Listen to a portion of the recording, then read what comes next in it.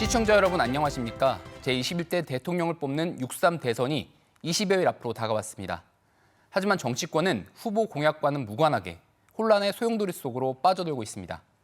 사법부의 대선 개입 논란, 또 후보 간의 단일화 논란이 축제가 되어야 할 대선판을 집어삼키고 있습니다. 우리 언론은 이른바 따옴표 보도와 기계적 중립 등의 논란을 추가하며 혼란을 진정시키기는커녕 더 부채질한다는 비판을 받고 있습니다. 언론이 공적 책임을 다하지 못하는 피해는 고스란히 국민 몫입니다. 대선 특집 시시각각, 오늘은 조기 대선을 앞두고 더욱 막중해진 언론의 역할에 대해 짚어보겠습니다. 함께 해주실 분들 소개해드립니다. 한남대학교 정치언론학과 마정미 교수 나오셨습니다. 안녕하십니까? 한남대학교 마정미입니다. 대전 충남 민주언론 시민연합 정진호 상임운영위원장 자리했습니다. 네, 안녕하십니까? 정진호입니다. 디트뉴스 정치행정부 황재돈 기자 나오셨습니다. 네, 반갑습니다. 디트뉴스 황재돈 기자입니다. 중도일보 정치행정부 송익준 기자 자리했습니다. 네, 안녕하십니까. 중도일보 송익준입니다. 네, 먼저 준비된 영상 보시고 토론 이어가겠습니다.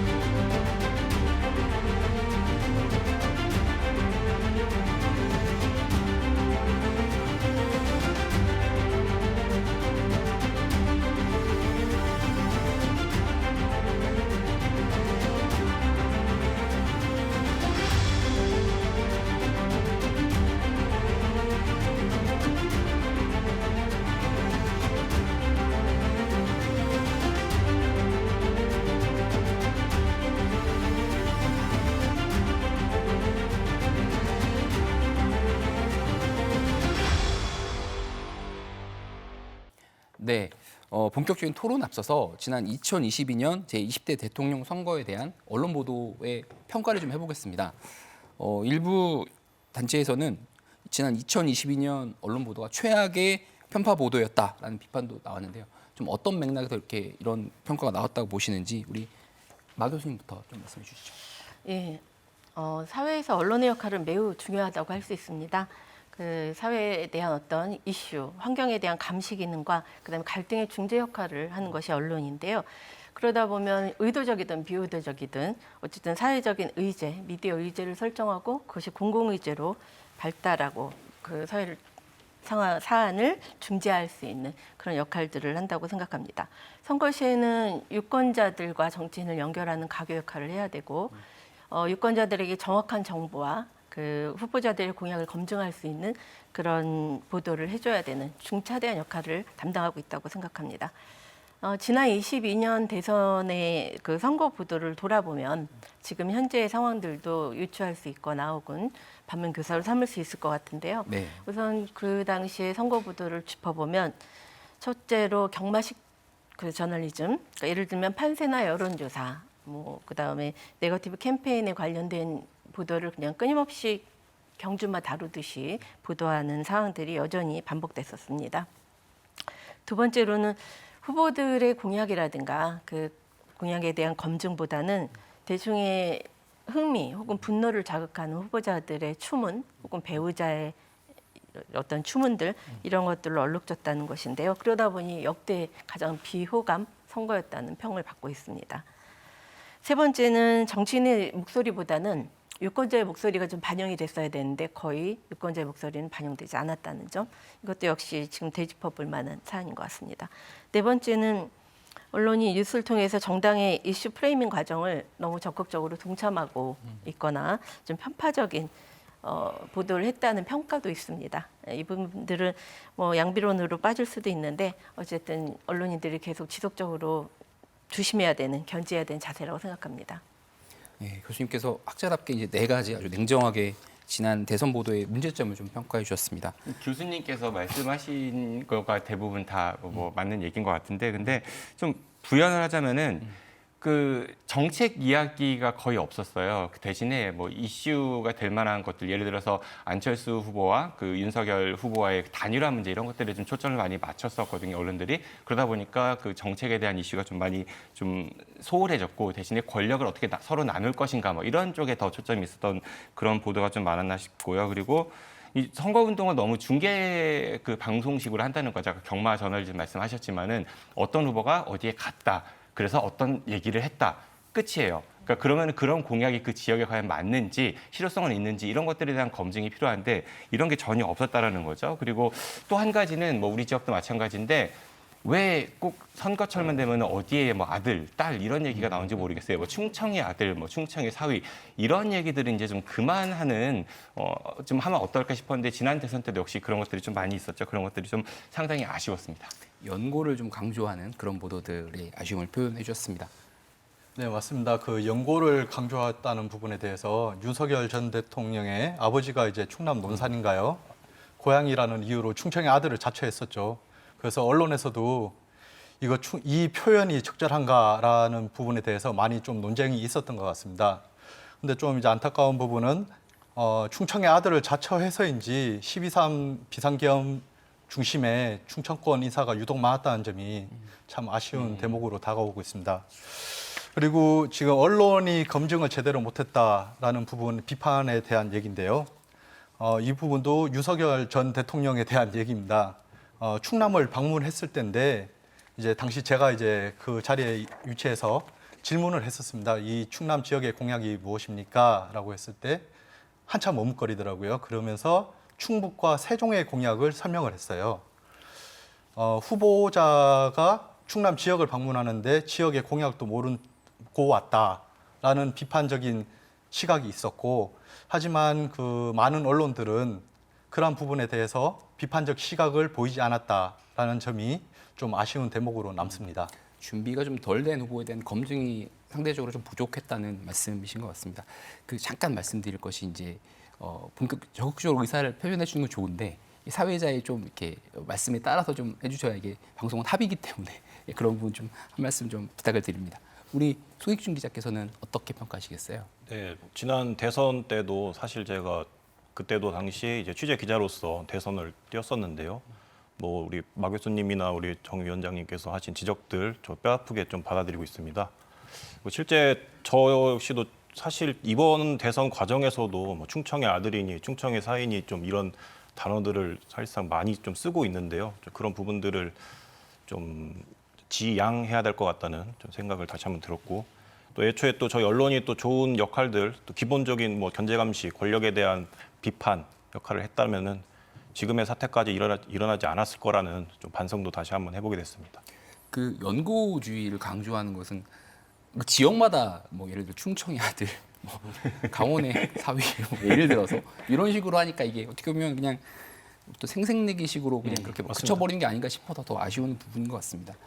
그렇다면 지금부터는 지금 6.3 대선 관련된 각 당의 후보별 언론 보도에서 좀 짚어볼 텐데 먼저 민주당 최근 대선 관련 빅 이슈라고도 좀 할 수 있을 텐데요. 더불어민주당 이재명 후보의 공직선거법 위반 사건 대법원이 파기환송 결정을 내리면서 무죄를 뒤집고 파기환송 결정을 내리면서 굉장히 큰 논란이 됐고, 물론 일단 대선 이후로 서울 고법의 재판이 연기되긴 했습니다만 계속 여진이 좀 있는 것 같습니다. 우선 황 기자께서 네. 이번 보도 이재명 후보에 대한 관한 보도가 어떻게 좀 진행이 되고 있는지 어떤 부분에 집중되고 있는지를 설명을 좀 해주시죠.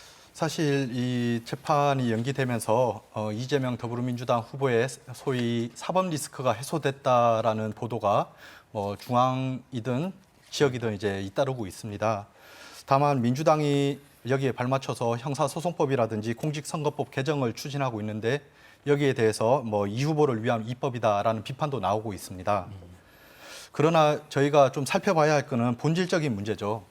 대법원이 전례 없는 초고속 재판을 진행해서 정치 개입 논란을 자처했다는 부분입니다. 선거운동 기간 중에 가장 중요한 것은 유권자가 정치인의 정책이라든지 공약을 검증할 수 있는 시간을 가져야 되는데 사실상 이러한 본질에서 벗어나가지고 후보의 사법 리스크, 후보들의 단일화 논쟁 이런 부분이 초점이 맞춰지고 있는 상황입니다. 이러한 부분에서 원인을 제공했는 누가 원인을 제공했는지에 대한 부분도 비판적인 시각으로 바라봐야 되지 않을까라고 생각합니다. 하나는 지금 사법 리스크에 관련돼서는 이제 그 대법원의 이례적인 판결 부분이 이제 지적될 거고요. 그리고 국민의힘 같은 경우에는 지금 단일화 논쟁을 펼치고 있는데 거기에 대한 쟁점 사항들이 참 많습니다. 이 사람들이 왜 이렇게 싸울까? 그에 대한 본질을 살펴봐야 한다라고 생각합니다. 어떤 또 지금 그러니까 언론 보도가 어떤 본질을 좀 짚지 못하고 있고 그냥 겉으로 드러나는 그런 부분만 쫓아가다 보고 있다는 그런 말씀이신 것 같은데 송기준 기자 어떻습니까? 네, 좀 황 기자님 말씀처럼 일단 뭐 이재명 후보가 당장 직면해 있던 사법 리스크를 일단 덜어냈다는 점을 좀 저희도 비중 있게 좀 다뤘고 뭐 저희 지역 언론뿐만 아니라 중앙에서도 그 부분을 많이 좀 짚고 있는데요. 그렇다 보니까 이제 대권 가도가 제대로 열렸고 또 현재 또 이재명 후보가 각종 여론조사에서 또 부동의 1위를 또 달리고 있지 않습니까? 그렇다 보니까 이제 이재명 후보에 대한 좀 보도들이 좀 더욱 좀 집중되는 양상 같아요. 그런 양상 속에서도 저희는 이제 지역 언론이다 보니까 좀 이재명 후보의 공약들을 조금 더 좀 면밀하게 살펴볼 필요가 있다고 좀 생각하고 저랑 저희 이제 동료 기자들도 좀 같이 이제 고민을 하는 지점인데요. 또 실제 이재명 후보가 대선 후보로 확정된 이후에 첫 일정이 또 저희 충청도를 방문한 거였는데 그 당시에 뭐 행정수도 완성이라든가 뭐 대전 같은 경우는 뭐 과학수도 그리고 뭐 충청권 산업 첨단 벨트를 만들겠다던가 그런 좀 어떻게 보면 큼지막한 공약들을 내놨지만은 구체적인 좀 실현 방안이나 좀 계획 등은 좀 많이 모자란 상황이거든요. 그렇다 보니까 좀 과연 그 공약들을 좀 더 완성도를 좀 더 높이고 좀 더 추진할 수 있도록 조금 저희가 좀 더 좀 취재를 해가지고 좀 보도를 할 좀 필요가 있지 않나라고 생각합니다. 그 대선이 지금 얼마 남지 않은 상황에서 아까 우리 두 기자님께서 설명해 주셨던 것처럼 대법원이 뭐 유례 없이 빠르게 초고속으로 좀 판단을 해가지고 파견송을 했단 말이죠. 그래서 이것 때문에 여론이 좀 굉장히 나뉘고 있습니다. 이 부분에 대해서 지지하는 입장과 그렇지 않은 입장. 자, 어떤 병행에서 이렇게 사법부가 좀 이런 논란을 가져왔다고 보시는지 정 위원장님께서는 좀 어떻게 생각하세요? 저는 검찰의 그 이재명 후보에 대한 기소 자체에 대해서는 이야기를 좀 하지 않겠습니다. 좀 다른 결이 있으니까 대신에 이 판결한 시점이 문제라고 생각을 하는데요. 그동안 이제 국민들이 대법원의 그 판결에 이제 승복했던 이유는 사법부의 마지막 최후의 보루라고 생각을 했고 또 이게 우리 공동체를 지키는 하나의 가치라고 여겼기 때문에 다소 본인이 불복하고 싶은 마음이 있다 할지라도 그걸 인정하고 들어갔다는 얘기죠. 예를 들어서 조국혁신당의 조국 전 대표 사례를 보더라도 본인은 그 판결에 절대로 동의할 수 없지만 공동체 일원으로서 승복하고 이제 구속이 돼서 들어갔습니다. 근데 그 이번 사례는요, 이 대선 기간에 아주 앞서서 말씀하셨지만 유례 없이 빠른 속도로 재판이 진행이 됐고 그래서 결론적으로 대선 기간 안에 이 판결을 마무리하려고 했던 그런 흔적들이 너무나도 많이 보였기 때문에 그게 좀 문제가 아닌가 싶어요. 예를 들어서 이재명 후보에 대한 그런 대법원의 판결이 이 대선 기간이 아니라 뭐 1년 전에 났다 예를 들어서 그랬다 치면은 이 정도까지는 아니었을 것 같거든요. 그러니까 국민들은 이재명 대표에게 왜 유죄를 취지에 선고를 했느냐에 대한 분노가 아니라 왜 우리의 참정권을 법원이 왜 인위적으로 막으려고 하냐 거기에 상당히 좀 분노를 느꼈던 것 같고요. 그래서 특히 조희대 대법원장께서 사법부의 그런 존엄성에 대해서 그 존립 이유를 스스로 좀 부정한 그런 게 좀 있지 않나 싶습니다. 그래서 나중에 특검이라든지 아니면 특별재판부를 통해서 이 문제는 반드시 좀 짚고 넘어갈 것 같습니다. 사법부에 대한 신뢰도 좀 어느 정도 무너진 상당히 부분이 많이 있는 훼손이 것 됐죠. 같아요. 예, 네. 그런 부분 지적하시는 분이 워낙 많기 때문에 우리 교수님께서는 어떻게 보고 계세요? 이번 논란에 예, 대해서? 저도 같은 의견인데요. 지난 연휴 동안 사실은 굉장히 격동적인 시간이었던 것 같습니다. 지난 5월 1일에 이제 이재명 대표 재판 파기환송이 발표가 됐고 5월 7일 어제 이제 재판이 다시 연기되는 그런 해프닝이 벌어졌는데요.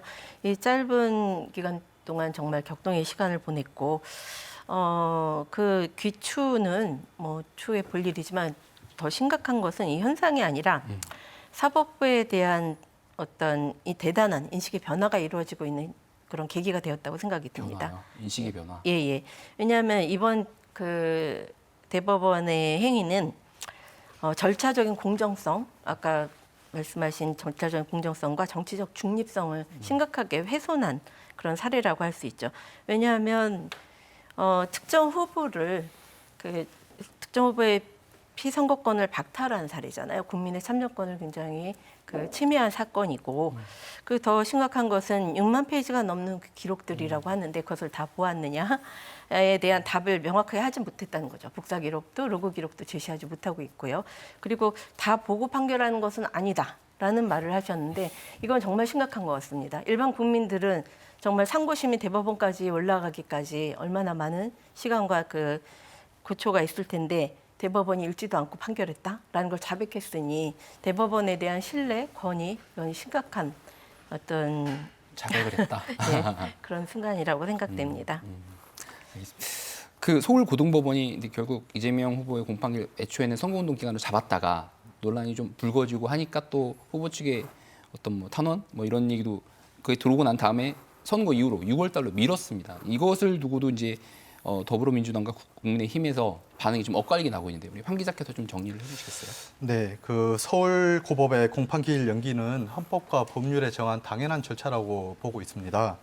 헌법 제116조 후보자의 균등한 선거운동 기회 보장, 공직선거법 제11조 대선 후보자의 선거운동 기간 중 체포 구속 금지를 규정하고 있습니다. 앞서 대법원이 워낙 이례적인 판단을 내리면서 이제 서울고법도 그러는 거 아니야? 라는 우려가 나왔기 때문에 많은 이제 걱정을 했었는데 정상적인 판단을 한 것일 뿐이라고 생각합니다. 국민의힘에서는 어떤 반응이 좀 나오고 있습니까?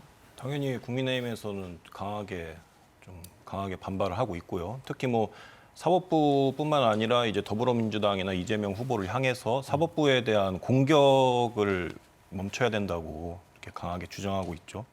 그래서 근데 그런 부분들을 이제 저희 언론들은 좀 그대로 좀 사실 전달식으로 지금 보도하고 있는 상황인 것 같습니다. 지금 그런 말씀을 좀 해주셨기 때문에 다음 질문으로 좀 넘어갈 수 있을 것 같은데요. 이게 이제 이른바 저도 기자지만 따옴표 보도다 이런 비판을 좀 받고 있는 것이 특히 선거철만 되면 이런 게 더 두드러지는 것 같습니다.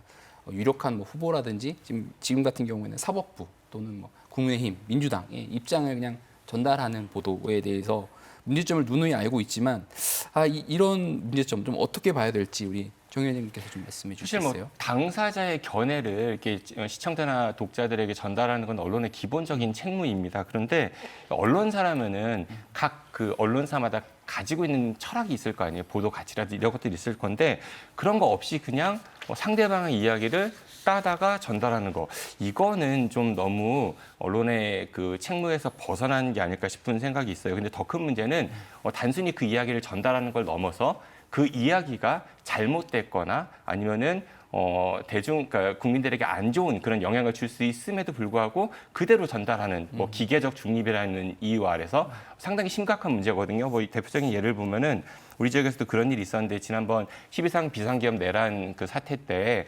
전한길 씨라는 그 역사 강사가 대전에 왔었었죠. 그때 이제 어떤 언론사에서 특별 대담을 또 이렇게 배치를 하기도 했었어요. 근데 사실 MBC는 그 12.3 비상계엄을 내란으로 규정을 했고 보도를 했습니다. 그렇죠? 그리고 지금 윤석열 전 대통령은 내란 관련 혐의로 재판을 받고 있는 거고요. 그런데 분명히 전 국민이 다 목격을 했습니다. 그날 밤 국회에서 어떤 일이 있었고 또 선관위에서 어떤 일이 있었는지를 다 목격을 했음에도 불구하고 그것이 마치 정당화된 것처럼 주장하는 사람의 이야기를 기계적 중립이라는 이유로 전달하는 거 이런 건 상당히 좀 위험할 수 있다는 생각이 들거든요. 그래서 언론이 좀 독자들 혹은 시청자들에게 이야기를 전달할 때 어떤 그들의 이야기 플러스 우리 언론사는 어떤 메시지를 그걸 통해서 전달할까 이거에 대한 고민을 좀 많이 해야 될 것 같고요. 하나 좀 덧붙이면은 질문이 좀 많이 필요할 것 같아요. 언론들이 요즘 보면 질문을 잘 안 해요. 그러니까 그 사람 이야기만 전달하고. 예를 들어가지고 이재명 후보가 이제 얼마 전 대전에 왔었죠. 그래서 각종 얘기를 하면서 해수부를 부산으로 이전한다 이런 이슈를 하나 좀 부산에 가서 던졌었어요. 그러니까 우리 지역 언론들이 거의 대부분이 그렇게 썼습니다. 행정 수도 완성에 역행하는 발언이다. 세종의 민심이 들끓고 있다. 이런 이야기들을 했는데 사실 노무현 전 대통령이 세종시의 행정 수도를 만들겠다라고 한 취지가 또 하나의 수도권을 세종에 만들겠다는 건 아니었어요. 수도권이 너무 비대하기 때문에 국토 균형 발전에 대한 취지에서 이거라도 좀 나눠보자라는 취지였었거든요. 그런데 모든 게 다 세종으로 와야지만이 행정 수도가 완성된다라는 취지로 저는 읽혔거든요. 그런 보도들이. 뭐 그러면서 이제 행정기관이 모여 있어야 뭐 집약성이 있다 이런 이야기를 하는데 그렇다면은 과거에 대전에 있던 중기부가 세종으로 갈 때 또 대전 지역 언론들은 왜 꼭 거기에 모여 있어야 하느냐. 요즘에 뭐 인터넷도 발달하고 이랬는데 그런 것들은 다른 문제다라고 또 이야기했거든요. 그러니까 논리적으로 좀 맞지가 않아요. 그러니까 그러면 이제 기자들이 저한테 그런 질문, 그런 이야기들을 하거든요. 그럼 이재명 후보는 왜 그 부산 해수부 부산 이전을 이야기했대요? 질문하라는 거죠. 이재명 후보가 그런 얘기를 했을 때 왜 그런 걸 하려고 합니까라고 질문하고 그거에 대한 대답을 들은 다음에 그걸 토대로 기사를 쓰고 비판하면 좋을 것 같은데 따옴표 플러스 내 마음에 안 들면 이렇게 비판. 이런 보도 행태는 좀 부족하지 않나 이런 생각이 들었습니다. 다운표 질문의 어떤 위험성, 문제점과 그거에 대한 대책. 어떻게 보면 언론인으로서는 기본적인 어떤 소명이자 의무일 텐데 네. 질문하기에 어떤 대책까지 짚어주었습니다. 우리 학계에서는 우리 교수님께서는 좀 어떻게 보고 계시는지 다운표 보도의 문제점 어떻게 보고 계세요?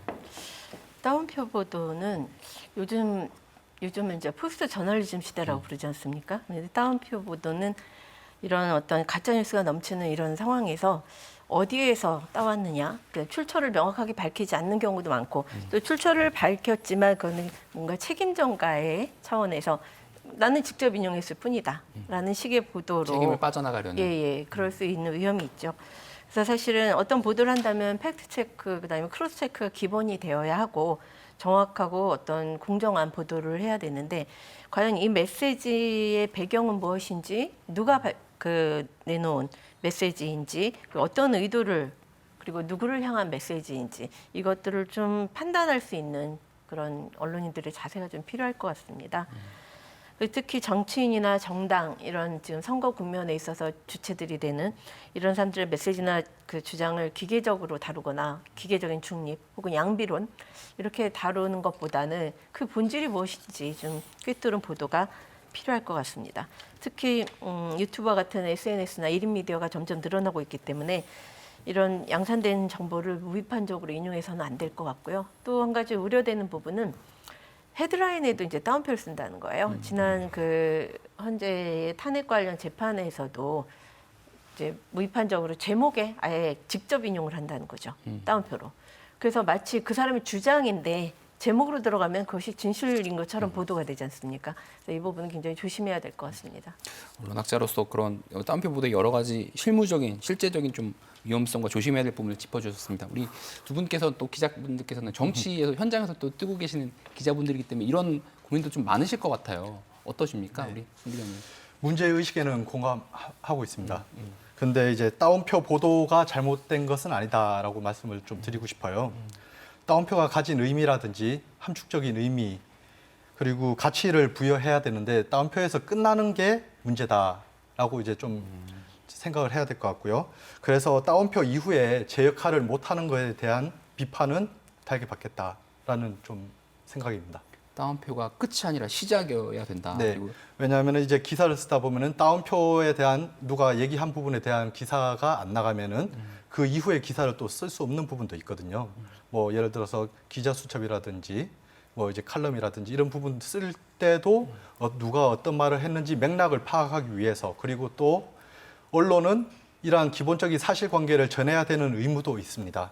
그렇기 때문에 이러한 과정을 절차적으로 거쳤을 때 그렇게 이제 단순히 따옴표로만 끝났을 경우에는 문제는 있지만 그 이후를 위한 과정이다라는 부분을 좀 생각해 줬으면 좋겠습니다. 네, 혹시 송 기자님께서 덧붙이실 말씀 있으시면. 저도 그래서 뭐 따옴표 보도에 대한 비판들은 저도 자유로울 수 없는데요. 그렇다 보니까 저는 기사를 2개씩 쓰려고 좀 노력을 많이 하는데, 그러니까 따옴표 보도에 있는 그대로 사실 전달, 그리고 그 기사에 대한 이제 저희들 용어로 이제 박스 기사라고 하는데 그 해설. 발언이 해설 기사, 발언이 왜 나왔는지, 그리고 발언에 대한 배경이라든가 뭔가 얽혀 있는 뭐 정치적인 그 관계, 연관성들을 좀 풀어서 좀 독자분들에게 좀 전달할 수 있도록 노력해오고 있습니다. 현장 기자들도 많은 노력을 사실 하고 있죠. 예. 네.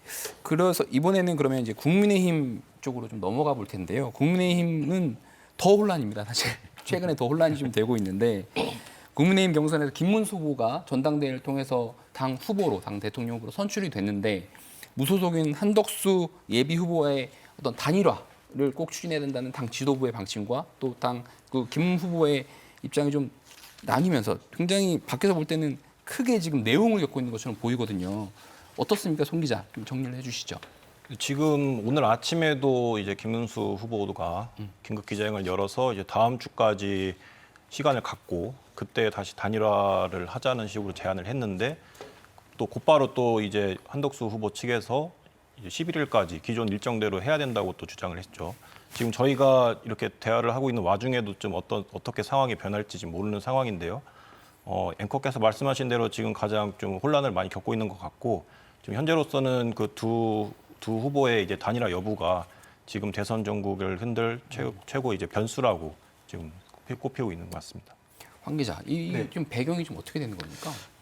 저는 지금 이제 국민의힘은 지금 친윤계가 주류로 있지 않습니까? 윤 전 대통령. 네. 예, 예. 그러면은 이 지금 상황을 보면은 김문수 자당의 후보보다 오히려 한덕수 무소속 후보한테 좀 더 힘을 실어주는 모습이 좀 많이 비춰지는 것 같아요. 그러면은 왜 여기에다가 힘을 더 실어주느냐라는 부분을 좀 저희가 고민할 필요가 있을 것 같아요. 지금 상황에서 이제 대선 이후를 생각해 본다고 하면은 김문수 후보가 만약에 대선의 이후에 당권을 질 수가 있는 부분이 강할 거고 한덕수 후보 같은 경우에는 오히려 대선 이후에 떠날 사람이다라고 보는 경우가 있을 것 같아요. 그러면은 현재의 기득권을 유지하기 위해서 어떤 부분이 유리한가라는 부분이 작용하지 않았을까? 예, 그런 분석을 지금 많이 하고 그러니까 있습니다. 눈앞에 둔 6.3 대선보다 6.3 네. 대선 이후에 당권 문제에 관련된 것이다. 네. 라는 분석이신 건가요? 네, 그렇습니다. 그렇군요. 이 관련해서 언론 보도에서 한 가지 좀 말씀드리고 싶은 게 있는데요. 그 김문수 후보는 일주일간 그 선거운동 한 다음에 그 토론을 통해서 이제 투표를 뭐 이렇게 여론조사하자 이런 그 제안을 했잖아요. 근데 한덕수 후보는 11일까지 안 되면은 본인은 단일화 응하지 않겠다라고 했고. 후보 등록 시점. 그렇죠, 네, 예. 그렇죠. 근데 김문수 후보는 일단 이야기를 했어요. 그 왜냐하면 각자 어떠한 비전과 정책을 갖고 하는지 그 국민들께 보여드리고 그리고 나서 우리가 선택을 받아보자라고 얘기를 했는데 한덕수 후보는 그런 얘기가 없어요. 그냥 11일 딱 이것만 얘기하거든요. 그럼 언론은 질문해야죠. 왜 11일입니까? 라고 물어봐야죠. 근데 그 물어보는 얘기가 별로 없는 것 같아요. 그러니까 온갖 추측들 뭐 예를 들어서 한덕수 후보가 본인 그 대선 비용을 감당하기 어려우니까 국민의힘의 그런 지원 없이는 나는 대선에 뛸 마음이 없다. 뭐 이런 그 추측성 해석 기사들은 꽤 많이 있는데 정작 이제 후보 당사자에게 물어본 얘기들이 없거든요. 그런 질문들이 좀 저는 아쉽다고 생각이 듭니다. 우리 정 위원장께서는 앞서 말씀하셨던 질문, 기자들의 질문을 좀 강조하셨어요. 근데 국민의힘과 관련해서도 이제 내부에서도 의견이 좀 나뉘는 것 같습니다. 그러니까 김문수 후보가 정당한 절차를 거쳐서 당 후보가 됐으니까 김문수 후보 말을 따라야 된다. 그렇지 않다. 우리가 이기기 위해서는 한덕수 후보와의 단일화 과정이 필요하다. 이런 거 관련해서 언론도 굉장히 다양한 시각으로 좀 보도를 좀 하고 있는데 어떻습니까, 교수님? 이런 보도가 어떻게 좀 된다고 보이세요? 그 국민의힘의 단일화 관련된 논란 관련된 보도에 어떤 문제점은 없을까요? 사실 선거가 한 달이 채 남지 않은 상황이지 않습니까? 20여일 남았는데 지금 국민의힘은 단일화 논의로 힘을 빼고 있는 상태죠. 사실 지금 그러다 보니 후보들의 공약 개발은커녕 유세도 없고 공약도 제시되지 않은 그런 굉장히 소모적인 시간을 보내고 있는 것 같습니다. 사실 국민의 입장에서는 어떤 식으로든 단일화가 빨리 이루어지고 그다음에 그 각 후보의 공약과 그다음에 정책의 비전을 듣고 싶은 것인데 그 부분들이 좀 조속히 해결이 됐으면 좋겠습니다. 이게 가뜩이나 짧은 조기 대선 선거 기간 동안에 말씀하신 대로 후보들의 공약이나 이런 것 듣기도 부족한 시간인데 굉장히 큰 혼란에 당 자체가 국민의힘이 빠져 있다 보니까 그런 공약 자체가 지금 뭐 표면화되고 있는 것이 지금 나타나고 있는 것이 크게 없는 것 같아요. 그런데 이번 논란과 관련해서 국민의힘 대선 후보 단일화 논란이 어떤 당 지도부와 당 후보 그리고 당 밖에 있는 한덕수 무소속 후보와의 어떤 갈등 내지는 내용이라고 본다면 이런 우리 교수님 또 우리 위원장님 같은 민심은 지금 이런 걸 시간이 아니다.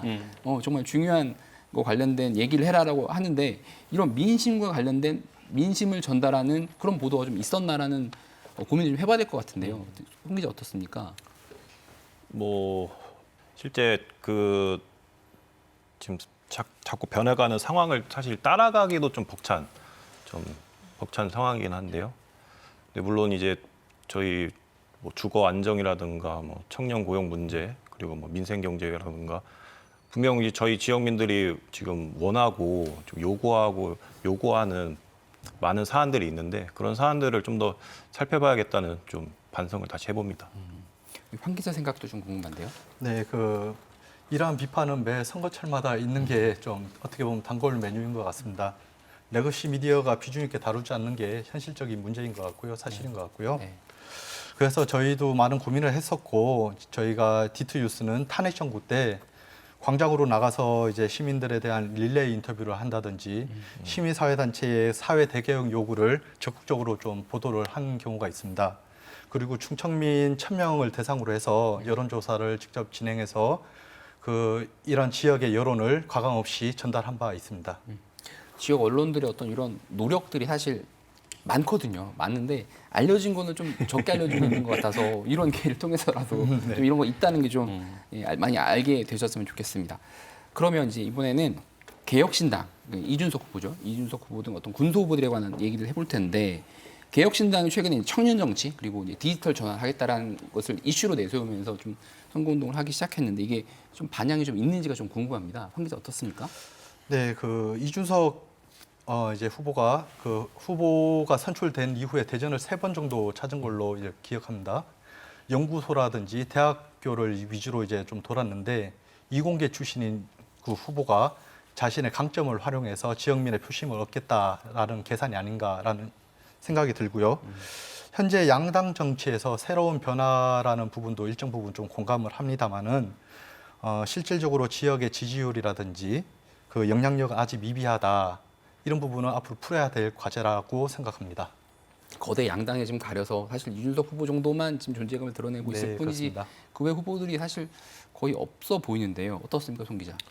뭐 사실 개혁신당이 지금 뭐 물론 당 내부적으로 갈등도 겪었지만은 뭐 실제 앵커님 말씀대로 이준석 후보의 원톱 체제라는 거에 뭐 자명한 사실 같고요. 근데 뭐 지금 이준석 후보가 대선에 뛰면서 뭐 준스톡이라는 어플도 만들었더라고요. 그래서 그 어플도 저도 실제 설치해서 한번 들어가 보니까 다양한 뭐 예를 들어 뭐 청년들만 있는 게 아니고 그 대화방 채팅방 내에 아예 뭐 50대 이상만 들어올 수 있는 채팅방을 또 하나 만들었다든가 그런 식으로 해서 다양한 분야 연령대에서 의견을 많이 받는 노력들을 하고 있더라고요.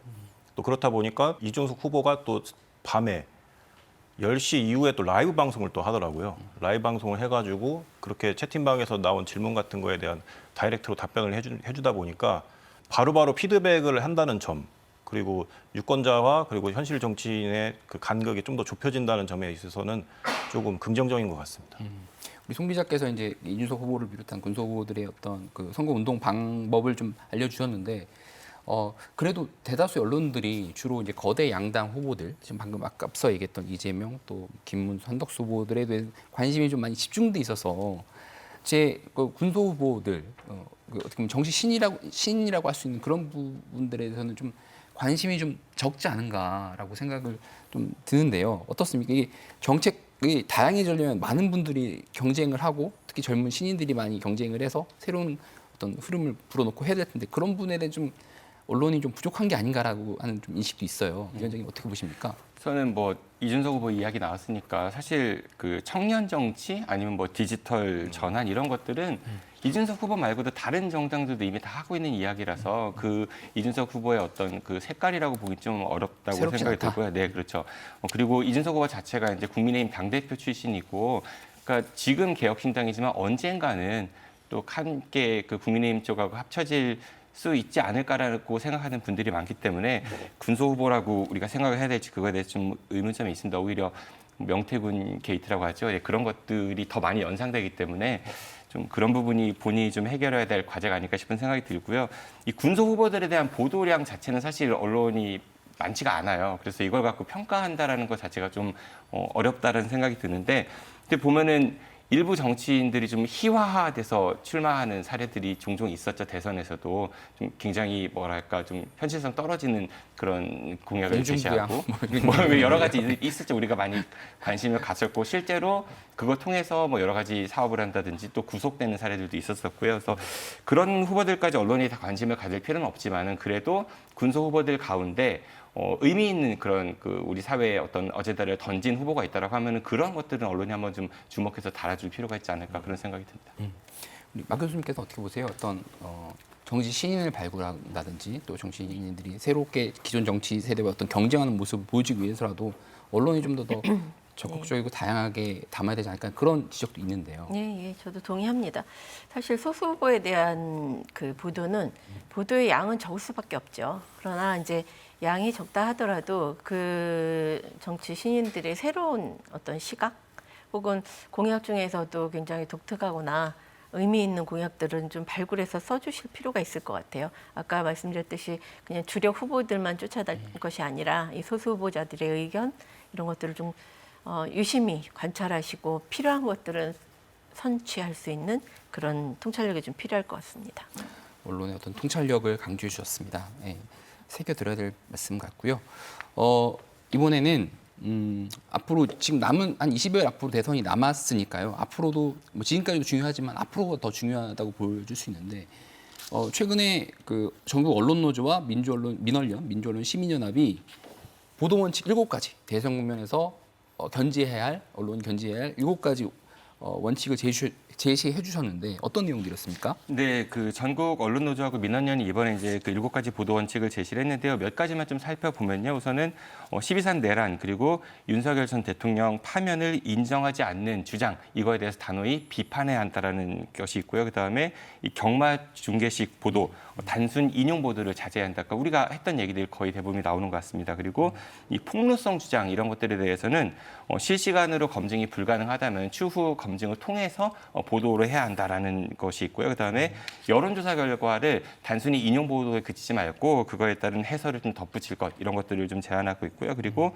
선거 보도를 할 때 뭐 예를 들어서 격전 아니면은 결투, 공세 뭐 이런 좀 전쟁이나 도박이 연상되는 그런 어휘는 좀 사용을 자제하는 게 좋겠다라는 것이 있고요. 그리고 기계적 중립, 형식적 공정성 원칙 이런 것들은 좀 폐기하는 게 옳지 않냐 이런 것들을 좀 제안하고 있습니다.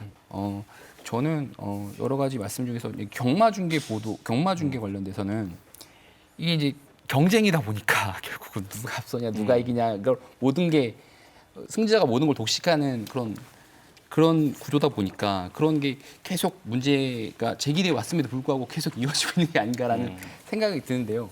교수님 어떻습니까? 이런 부분을 언론에서는 이게 고질적인 어떤 문제라고 보여지는데요.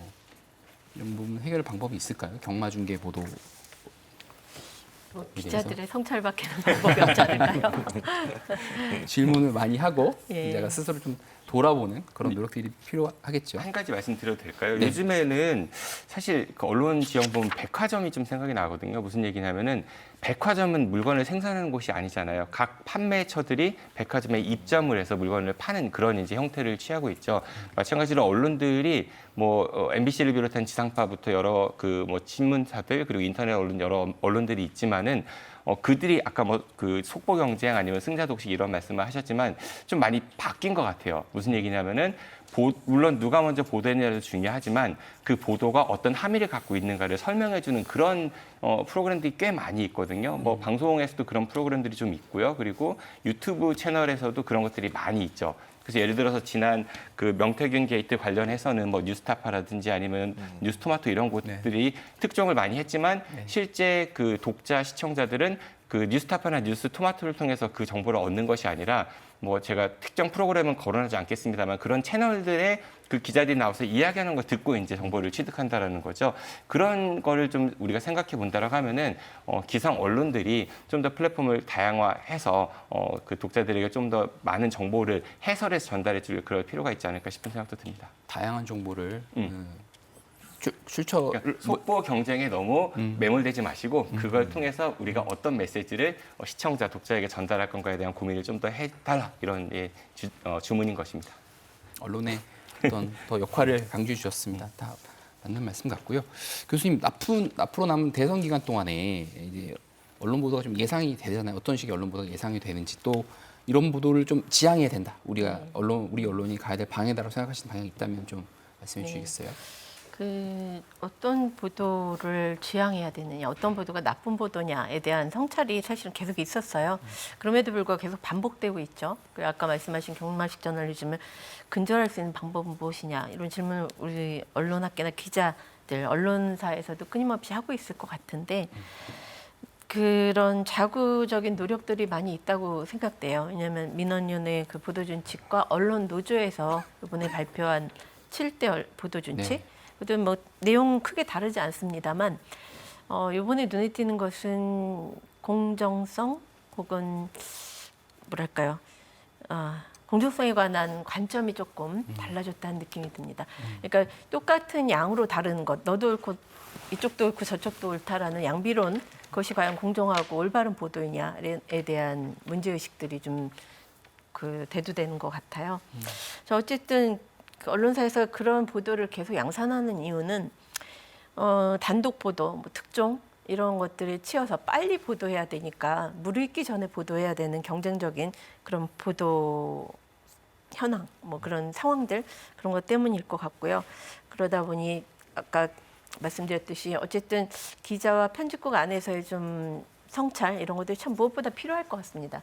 왜냐하면 이런 심층적인 검증 이런 것들이 필요하다는 건 누구나 아는데 현실적으로 실천되지 않는 이유는 그런 이제 속보성 때문이라고 생각이 들거든요.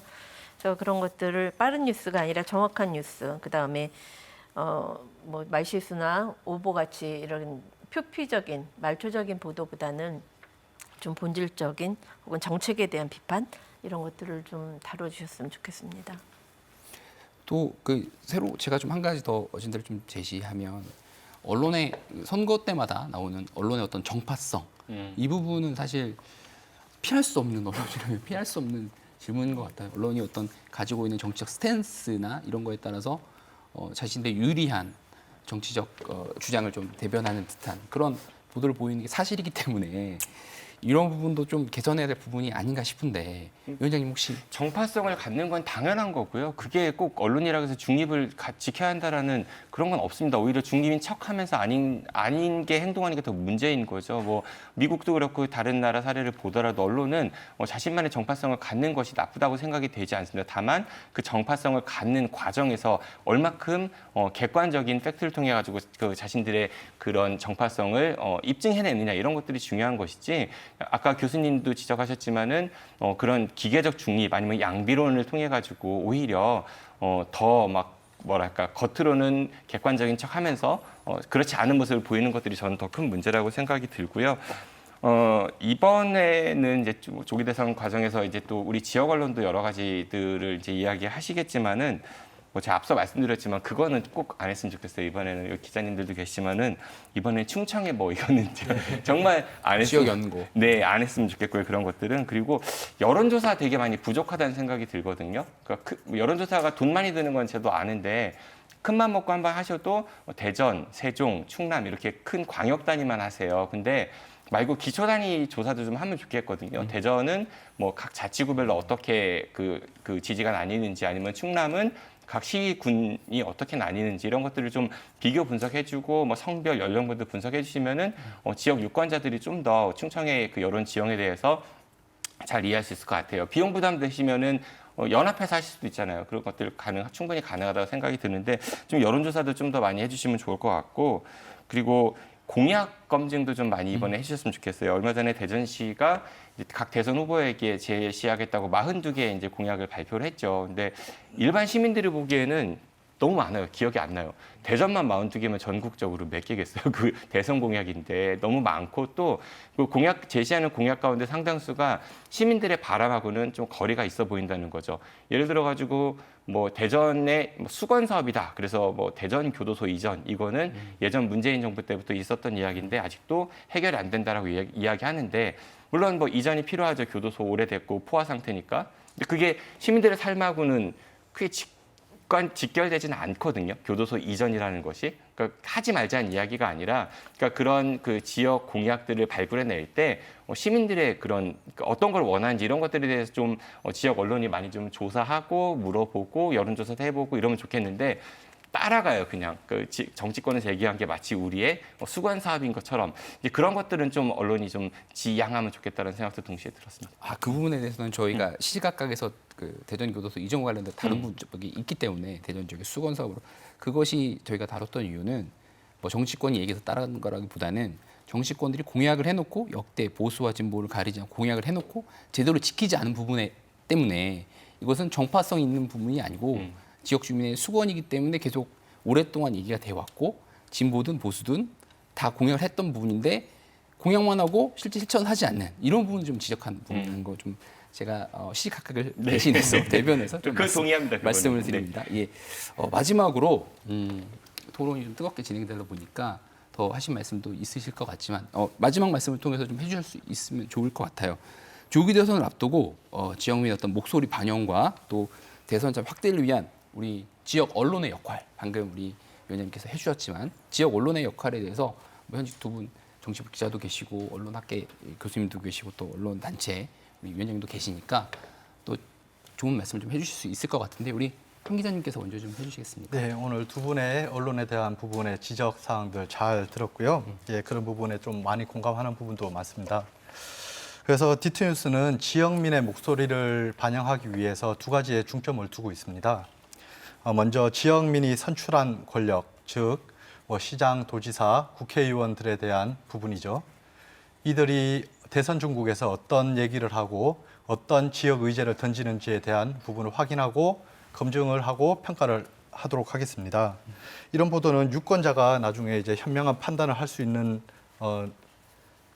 수 있도록 도울 수 있고, 그리고 이제 무엇보다 향후 선출직에 대한 부분에 이제 평가가 될 수 있는 부분이라고 생각을 합니다. 그리고 두 번째는 이제 대선 핵심 이슈에 대해서 지역민은 어떻게 바라보고 있느냐라는 부분을 확인하고 그 의견을 공론화하도록 이렇게 노력하겠습니다.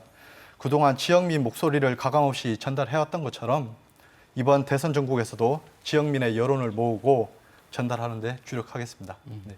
대선이 어떤 대선 주자들 후보들의 그런 어떤 경쟁을 뽑는 그 선출하기 위한 자리이긴 하지만 지역 단체장들, 지역 국회의원들의 입장도 굉장히 중요한 거죠. 네, 그렇죠. 탄핵 정국에서도 이들이 어떻게 행동을 해왔는지 이런 부분도 향후에 다 평가가 되어야 될 대상이기 때문에 그런 부분을 언론이 짚어줘야 된다라고 생각합니다. 또 내년에 지방선거도 있으니까요. 네. 예, 그런 부분까지 다 염두에 두고 그런 지역 언론에서 활약을 하시겠다라는 우리 황 기자님의 말씀이 있으셨습니다. 우리 송 기자님께서는 어떤 말씀해 주시겠어요?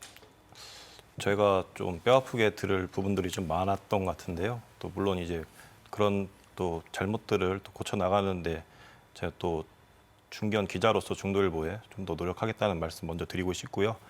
지금 저희가 뭐 디투뉴스도 지금 노력을 하고 있지만 저희 중도일보도 좀 꽤 괜찮은 노력들을 좀 하고 있는데요. 지금 뭐 선거관리위원회랑 좀 공동 캠페인을 해가지고 좀 유권자분들이 좀 더 관심을 갖고 좀 더 이번에 투표율을 좀 끌어올릴 수 있도록 좀 다양한 좀 시도들을 하고 있습니다.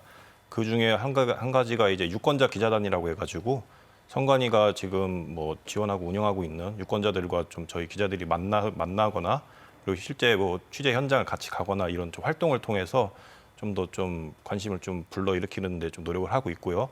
그리고 저희는 공약 검증도 검증이지만 좀 지역에서 좀 수건 사업이라 할 수 있는 현안들이 실제 공약에 반영되는 것을 넘어서 좀 더 우선순위로 좀 들어가서 좀 더 조금이라도 좀 빨리 될 수 있도록 좀 뭐 지역에 있는 정치권이나 또 물론 대선 후보 각 당의 그런 좀 압박을 좀 느낄 수 있도록 좀 더 그런 보도를 좀 더 열심히 하도록 하겠습니다.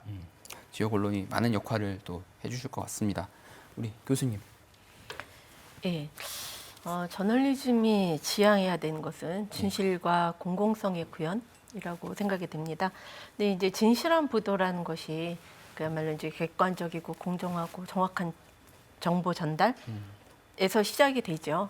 그런데 이제 그것을 아까 우리가 계속 언급했던 다운표 저널리즘 같이 혹은 경마식 보도처럼 이제 나쁜 방향으로가 아니라 팩트는 그대로 전하되 거기에 대한 좀 심층적인 해설, 그다음에 제대로 된 검증 이런 것들이 필요할 것 같고요. 그래야 이제 진실성, 독립성, 공정성, 투명성 이런 저널리즘의 기본 가치를 지킬 수 있을 거라고 생각됩니다. 언론인들 혹은 언론사에게 좀 당부드리고 싶은 것은 중립과 균형 굉장히 중요한데요.